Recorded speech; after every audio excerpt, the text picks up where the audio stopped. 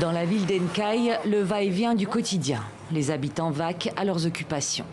Mais aucun masque anti-Covid en vue. Plus personne ne semble vouloir en porter. Car la veille, la ville a été le théâtre de violentes altercations entre la population et les forces de l'ordre. Rassemblés devant la gendarmerie, des dizaines d'habitants sont venus crier leur colère après le décès d'une jeune fille de 23 ans, Merveille Bazonzila, interpellée par la police lundi pour non-respect du port du masque.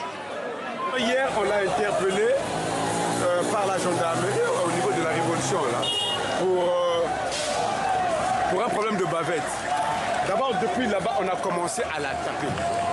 Selon ses proches, la jeune fille a été violemment battue à maintes reprises. Épileptique, elle aurait succombé à ses blessures. Alors sa famille a amené le corps à la gendarmerie.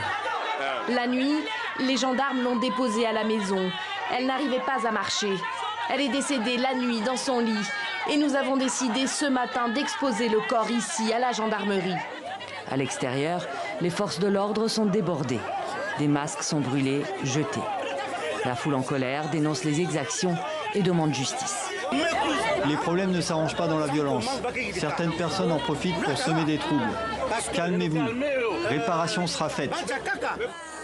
Au final, le corps de la victime est amené à la morgue. Dispersés par les policiers, des jeunes s'en sont pris à plusieurs boutiques et se sont livrés à des actes de pillage, provoquant la fermeture des commerces et du marché.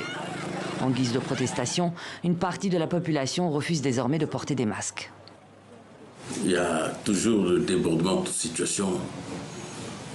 On doit conscientiser seulement les services de sécurité, la police, la gendarmerie, pour qu'ils fassent les choses avec beaucoup de professionnalisme.